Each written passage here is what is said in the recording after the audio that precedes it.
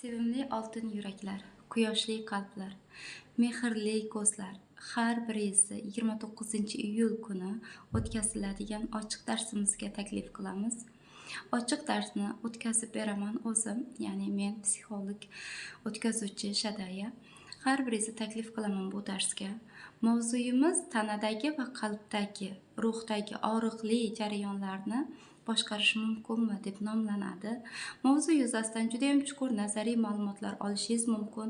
Shaxsan o'zimning shaxsiy tajribalarim va ko'plab mijozlarimizda individual darsda sinalgan tajribadan o'tgan kuzatuvlar asosida kelingan ko'plab tajribalar asosida og'riqli vaziyatlarni qanaqa qilib chuqurroq ongli ravishda yashab o'tish mumkin, qanaqa qilib yengilroq yashab o'tish mumkin, qanday qilib o'zimizni jarayonimizga o'zimiz yengillik bera olishimiz mumkin. Bular haqida to'liq ma'lumotlar, nazariy bilimlar beriladi va qo'shimcha tarzda men tarafimdan, o'zim tarafimdan qabul qilingan chuqur initiatsiya o'tkazib beriladi. Davolovchi nurlar orqali initiatsion dars o'tkaziladi. Dars mutlaqo ochiq formatda asosiy Telegram kanalimizda 29 iyul 20:00 da o'tkazilishi boshlaydi.